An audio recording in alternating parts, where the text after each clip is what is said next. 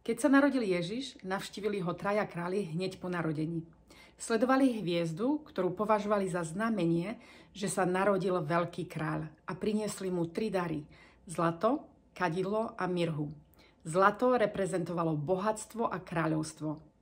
Frankincenz alebo kadidlo symbolizovalo božstvo a používalo sa pri náboženských obradoch. A mirha sa používala na balzamovanie.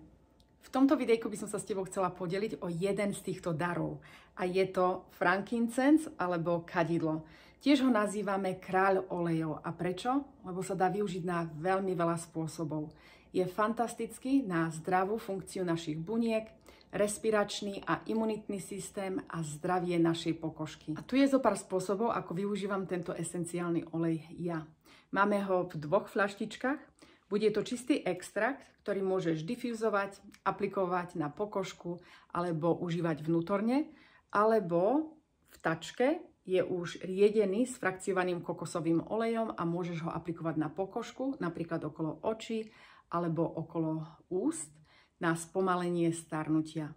Ak používame tento extrakt, dáme si 2 kvapky do difúzera spolu so sibírskou jedlou 2 kvapky a 2 kvapky mäty priepornej a môže si užívať túto vôňu celá rodina počas vianočných sviatkov. A ďalší spôsob, ako ho využívam ja, dám si 1 kvapku takto na palec a pritlačím na podnebie a používam to na podporu funkcie môjho mozgu. Ak sa ti páčili moje tipy a chcela by si sa dozvedieť viac o tomto esenciálnom oleji, nasleduj tento profil.